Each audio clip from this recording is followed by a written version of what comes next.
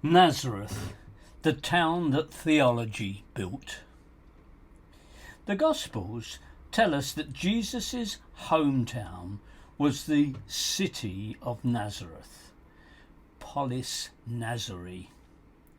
This is how Luke describes the situation.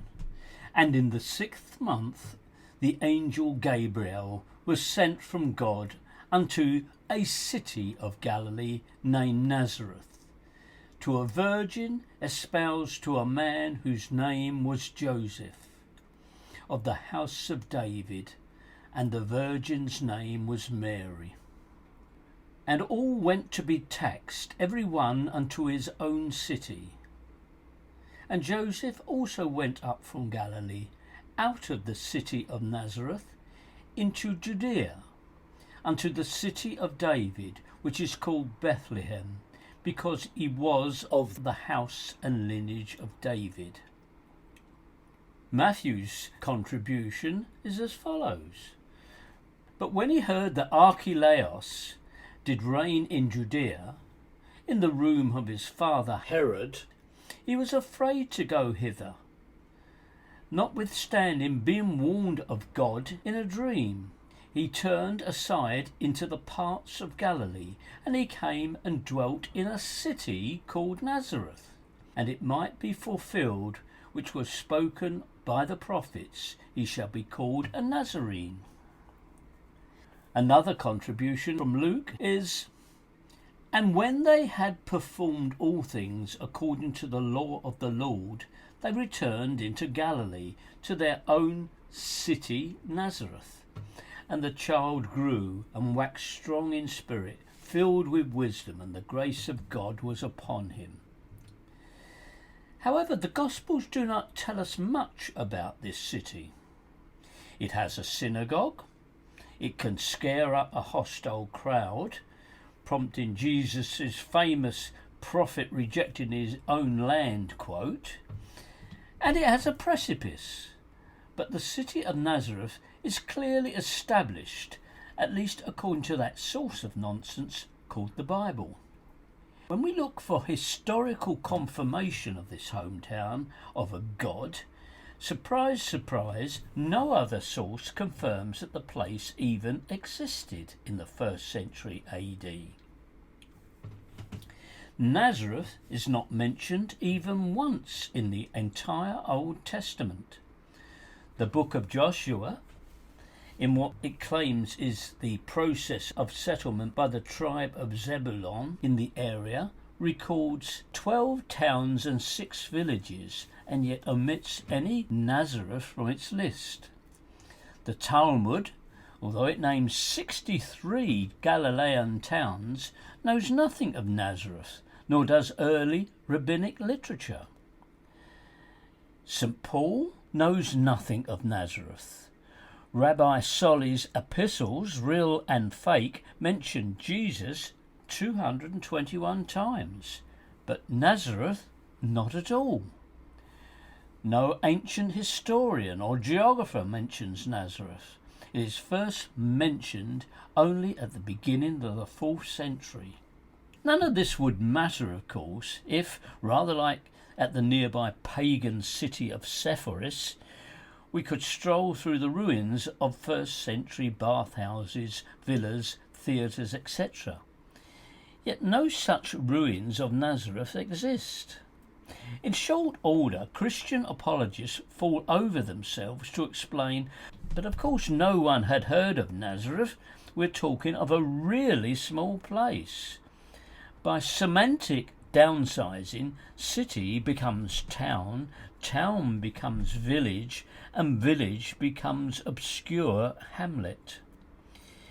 Yet if we're speaking of such an obscure hamlet, the Jesus of Nazareth story begins to fall apart. For example, the whole rejection in his homeland story requires at a minimum a synagogue in which the God-man can blaspheme. Where was the synagogue in this tiny bucolic hamlet? Why was it not obvious to the first pilgrims like Helena? It would, after all, have been far more pertinent to her hero than a well. If JC had grown up and spent 30 years of his life in a village with as few as 25 families, an inbred clan of less than 300 people, the multitude that were supposedly shocked by his blasphemy and would have thrown him from a cliff would not have been hostile strangers, but to a man would have been relatives and friends that he had grown up with, including his own brothers. Presumably, they had heard his pious utterances for years. Moreover, if the chosen virgin really had had an annunciation of Messiah birthing from an angel, the whole clan would have known about it inside 10 minutes. Just to remind them, surely they would have also have known of the Jerusalem incident when supposedly the 12-year-old proclaimed his messiahship. Indeed, had no one mentioned what had happened in Bethlehem, star, wise men, shepherds, infant massacre and all? Why would they have been outraged by anything the God-man said or did? Had they forgotten a God was growing up in their midst? And what happened to that gift of gold? Had it not made the Holy Family rich? If Nazareth really had been barely a hamlet lost in the hills of Galilee, would not the appellation Jesus of Nazareth have invoked the response Jesus of where? Then again, if Nazareth had really been a tiny hamlet, the nearest convenient mountain from which the God-man could have been thrown, a cliff edge, would have been 4 kilometres away, requiring an energetic climb over limestone crags. Would the Superman really have been frogmasked so far before passing through the mist of them and making his escape? Of course, all these incongruities exist because the Jerusalem incident and the whole nativity sequence were late additions to the basic Messiah in residence story. Be that as it may, was there even a tiny village? Never heard of the place. Josephus. In his histories, Josephus has a lot to say about Galilee, an area of barely 900 square miles. During the First Jewish War in the 60s AD, Josephus led a military campaign back and forth across the tiny province. Josephus mentions 45 cities and villages of Galilee, and yet Nazareth not at all. Josephus does, however, have something to say about Jaffa, Japhia, a village just 1 mile to the southwest of Nazareth, where he himself lived for a while. A glance at a topographical map of the region shows that Nazareth is located at one end of a valley, bounded on 3 sides by hills. Natural access to this valley is from the southwest. Before the First Jewish War, Jaffa was of a reasonable size. We know it had an early synagogue, destroyed by the Romans in 67 AD. In that war, its inhabitants were massacred. Josephus reports that 15,000 were killed by Trajan's troops. The survivors, 2,130 women and children, were carried away into captivity. A one-time active city was completely and decisively wiped out. Now, where on earth did the first century inhabitants of Jaffa bury their dead? In tombs further up the valley. With Jaffa's complete destruction, tomb use of the Nazareth site would have ended. The unnamed necropolis today lies under the modern city of Nazareth. At a later time, as pottery and other finds indicate, the Nazareth site was reoccupied. This was after the Bar Kokhba revolt of 135 AD and the general Jewish exodus from Judea to Galilee. A new hamlet was based on subsistence farming and was quite unrelated to the previous tomb uses of the people of Jaffa. The archaeological evidence. The world has been blessed by the fact that excavations at Nazareth has been conducted by Catholic archaeologists. In an earlier age they may well have found sandals neatly inscribed with "Property of Jesus Christ." As it is, they diligently extract every last drop of sanctity from some pretty meagre finds. Yet for all their creative interpretations, even the Franciscans cannot disguise the fact that the lack of evidence for a pre-Jesus village at Nazareth is virtually total. Not that the Franciscans have lacked the opportunity to find what they want to find. They have in fact been in Palestine for several centuries, official custodians of the Holy Land as a result of papal bulls issued by Clement VI in 1342. During the Crusaders' wars, Nazareth had changed hands several times. At one point, 1099, the Norman Sicilian adventurer Tancred had set up a Principality of Galilee with Nazareth as its capital.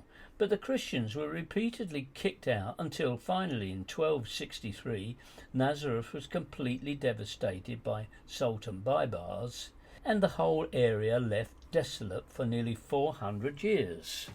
Franciscans got back into the area under a deal with the Emir of Lebanon in 1620. They reoccupied the remains of the Crusader fort but found Greek monks still in possession of Mary's Well. With funds flowing in, they took over the town administration and in 1730 built a church over the grotto. The demolition of this structure in 1955 paved the way for professional archaeology and the discovery of the biblical Nazareth in the very grounds of the church itself. Christian hero number one. Between 1955 and 1960, excavations were conducted in Nazareth by Father Bagatti of the Franciscans in Jerusalem. Beneath his own church and adjoining land, Bagatti discovered numerous caves and hollows, some of which obviously had had a great deal of use over many centuries. Most were tombs, many from the Bronze Age. Others had been adapted for use as water systems, as vats for oil, or as silos for grain. Apparently, there were indications that Nazareth had been refounded in Hasmonean times, after a long period when the area had been deserted. Yet overwhelmingly, archaeological evidence from before the 2nd century is funerary. Obliged to omit a dearth of suitable evidence of habitation, nonetheless Bagatti was able to conclude that 1st century AD Nazareth had been a small agricultural village settled by a few dozen families. With a great leap of faith, the partisan diggers declared that what they had found was the village of Jesus, Joseph and Mary, though they had not found a village at all, and certainly no evidence of particular individuals. The finds were consistent, in fact, with isolated horticultural activity close to a necropolis of long usage. Rather conveniently for the Catholic Church, questionable graffiti was seized upon to claim that the shrine was dedicated to the Virgin Mary, no less, and that the site was a place of uninterrupted veneration by Christians. Yet one point is inescapable: the Jewish disposition towards the uncleanness of the dead. The Jews, according to their customs, would not build a village in the immediate vicinity of tombs, and vice versa. Tombs would have to be outside any villages. The tombs, both those discovered by Bagatti and others known from earlier explorations, would have been placed outside the village and serve in fact to delimit its circumference for us. Looking at their locations on the plans drawn up by Bagatti or Finnegan, one realises just how small the village actually was. J.D. Crozon, The Historical Jesus. But just how small can we get before giving up on a village? The presence of numerous rock-cut tombs that close to the grotto is evident that in the 1st century in that area there was no village. The area was not inhabited even if it was used. Christian hero number 2. Between 1996 and 1997, Dr. Stephen Fan of the Franciscan School of Theology dug at Nazareth. Fan began with an investigation of agricultural terraces on the grounds of Nazareth Hospital. What Fan and his crew came up with was a vaguely dated wine press described as ancient. Potsherds were also found on the surface of the terraces, dating from various periods, beginning with the early to late Roman periods. Between February and May of 97, an archaeological survey of the surface of the land adjacent to Nazareth Hospital was conducted by Fan and a team, all from Centre for the Study of Early Christianity. Two distinct areas were identified which were defined by the type of terracing found there. With typical Christian zeal, Fan was able to conclude that Nazareth was tiny, with 2 or 3 clans living in 35 homes spread over 2.5 hectares. It was just unfortunate all evidence of their homes was razed by later invaders. In truth, the scanty evidence is consistent with the site being used as a single family farm over many centuries, and a single family farm does not make a village. The archaeological record. Human habitation in the Levant goes back a very long way, but that should not confuse our understanding of settlement in Galilee in the early Roman periods. The late and middle Stone Age had produced 13 human skeletons and many artefacts from a cave at the Mount of Precipice. The Middle Late Bronze Age, from 2000 to 1200 BC, has produced pottery fragments from 3 tombs. Cavities in the ground, so-called silos, have yielded pieces of vase, jars from the Iron Age and Persian periods, 1200 to 323 BC. But the Hellenistic, Hasmonean and Herodian eras, 332 to 70 AD, have produced nothing with certainty. What then emerges from the ground for the remainder of the Roman period, down to 324 AD, is a collection of votive lamps and some plastered stones and remnants of a mosaic floor from the mid-4th century. Getting a name. The expression Jesus of Nazareth is actually a bad translation of the original Greek Yesu or Nazorius. More accurately, we should speak of Jesus the Nazarene, where Nazarene has a meaning quite unrelated to the place name. But just what is that meaning, and how did it get applied to a small village?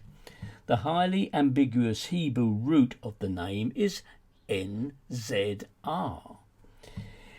Now, the 2nd century Gnostic Gospel of Philip offers this explanation. The apostles that came before us called him Jesus the Nazarene, the Christ. Nazareth is the truth. Therefore, Nazarene is the one of the truth. What we do know is that Nazarene was originally the name of an early Jewish Christian sect, a faction or offshoot of the Essenes. They had no particular relation to a city of Nazareth. The root of their name may have been truth, or it may have been the Hebrew noun netzer, meaning branch or flower. The plural of Netzor becomes Netzorim. There is no mention of the Nazarenes in any of Paul's writings. The Nazorim emerged towards the end of the 1st century after a curse had been placed on heretics in Jewish daily prayer. 3 times a day they say, "May God curse the Nazarenes." The Nazarenes may have seen themselves as a branch from the stem of Jesse, the legendary King David's father. Certainly they had their own early version of Matthew.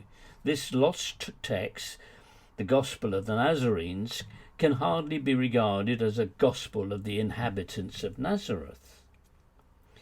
It was the later Gospel of Matthew which started the deceit that the title Jesus the Nazarene should in some manner relate to Nazareth by quoting prophecy. And he came and dwelt in a city called Nazareth, that it might be fulfilled which was spoken by the prophets, he shall be called a Nazarene. Matthew 2:23. With this, Matthew closes his fable of Jesus' early years. Yet Matthew is misquoting. He would surely know that nowhere in Jewish prophetic literature is there any reference to Nazarene. What is foretold, or at least mentioned several times, is Old Testament scripture in the appearance of a Nazarite. For lo, thou shalt conceive and bear a son, and no razor shall come on his head, for the child shall be a Nazarite unto God from the womb, and he shall begin to deliver Israel out of the hand of the Philistines. Judges 13:5. Matthew slyly substitutes one word for another by replacing Nazarite, he who vows to grow long hair and serve God, with a term which appears to imply resident of. He is able to fabricate a hometown link for his fictitious hero. So how did the village get its name? It seems that along with the Nazarene, a related Jewish Christian faction, the Evionim, the poor, later to be called the Ebionites, emerged about the same time. According to Epiphanius, Bishop of Salamis in Cyprus, around the year 370, they arose from within the Nazarenes. They differed doctrinally from the original group in rejecting Paul and were Jews who pay homage to Christ as just a man. They too, it seems, had their own prototype version of Matthew, the Gospel to the Hebrews. A name that these sectaries chose for themselves was Keepers of the Covenant, in Hebrew Nozreim Hebrit, hence Nozrim or Nazarene.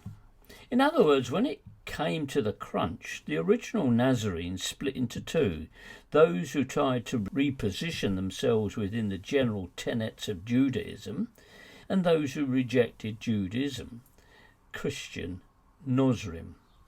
Now we know that a group of priestly families settled in an area of Nazareth Valley after the defeat in the Bar Kokhba War of 135. It seems highly probable that they were and named their village Nazareth, in the village of the poor, either because of self-pity or because doctrinally they made a virtue out of their poverty. Blessed are the poor in spirit, for theirs is the kingdom of heaven. Matthew 5:3. The writer of Matthew, or rewriter of the proto-Matthew stories, heard of priestly families move into a place in Galilee which they had called Nazareth, and decided to use the name of the new town for the hometown of his hero. Dodgy story, dodgy geography. The original Gospel writers refrained from inventing a childhood, youth, or early manhood for Jesus Christ because it was not necessary to their central drama of a dying reborn sun god. But as we know, the story grew with the telling, particularly as the decades passed and the promised Redeemer and Judge failed to reappear.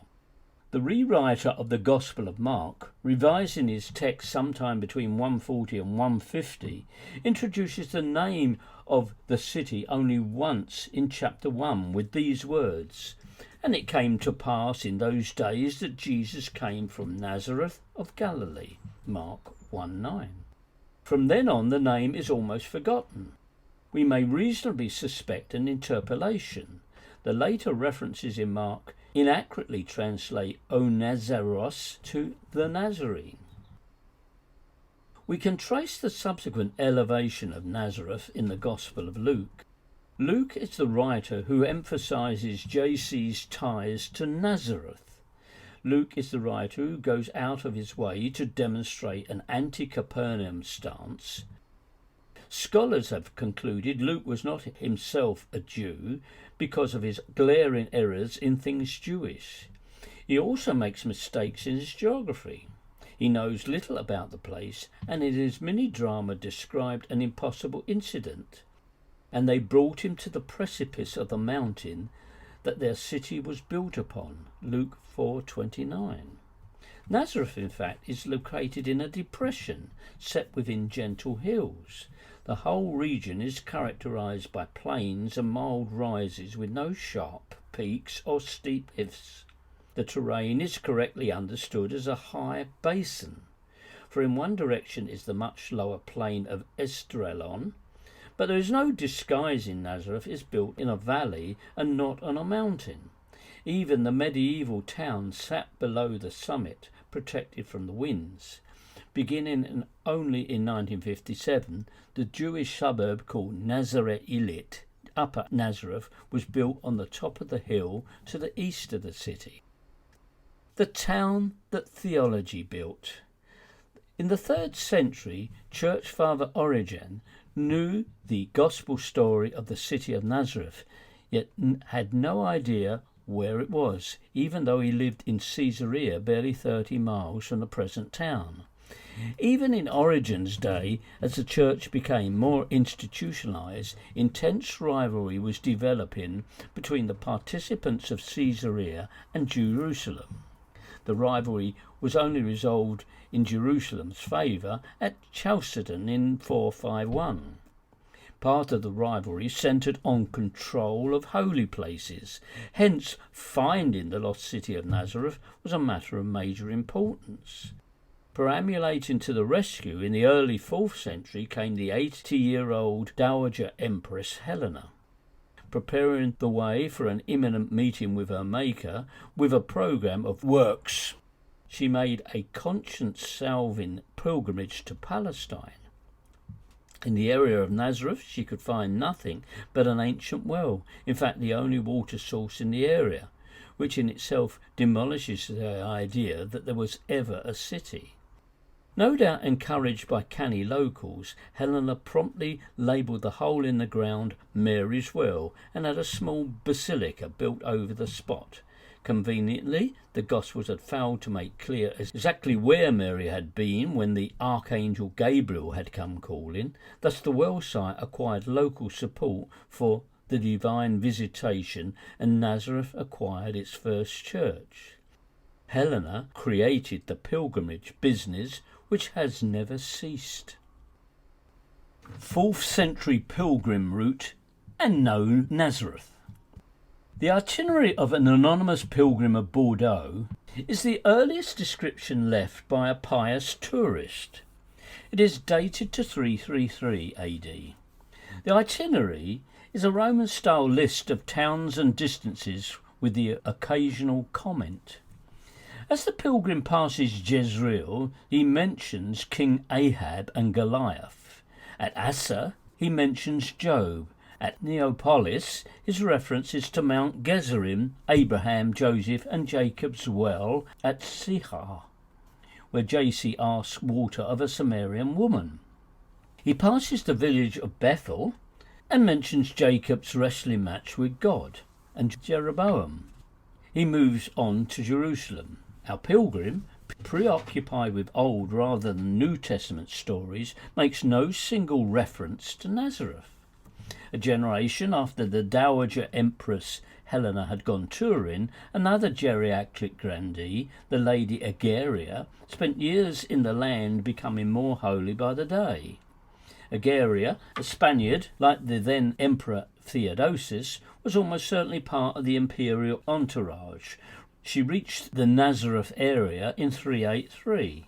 This time canny monks showed her a big and very splendid cave and gave the assurance that this was where Mary had lived. The custodians of the cave, not to be outbid by the keepers of the well, insisted that the cave, not the well, had been the site of the divine visitation. This so-called grotto became another pilgrimage attraction, over which by 570 rose the basilica of another church. Today, above and about the venerable grotto stands the biggest Christian theme park in the Middle East. Urban legend. By the late 4th century, by which time the church had control of theological correctness, Nazareth was being correctly described by Jerome as a very small village in Galilee. He should know. He had fled scandal in Italy to set up an ecclesiastical retreat in the area for well-heeled Romans. The village owed its very existence to the imperial itinerary half a century before. By the 5th century, the supposed site of Nazareth marked by its couple of churches, had become a key destination for pious and leisured pilgrims. We know of a Piacenza visiting in 570, an Arcuf visiting in 368, a Withibald 724, and Al-Masudi in 943. Seawolf in 1102, like the earlier visitors, reported that only the Church of the Annunciation was to be seen. In 636, Arab armies overran Byzantine possessions in Palestine, including Nazareth. A Christian presence continued in the area, though it was subject to restrictions and heavy taxes. Nearly 5 centuries later, Crusaders occupied the valley and built a fort. On the foundations of the earlier Byzantine grotto church, they built something a little grander, more befitting their resident bishop. Today, more than 1 million visitors, 50% of tourists visiting Israel, call at Nazareth. Who would want to spoil the party? So perhaps keep it quiet. The evidence for a first-century town of Nazareth does not exist, not literary, not archaeological, not historical. It is an imaginary city for an imaginary God-man.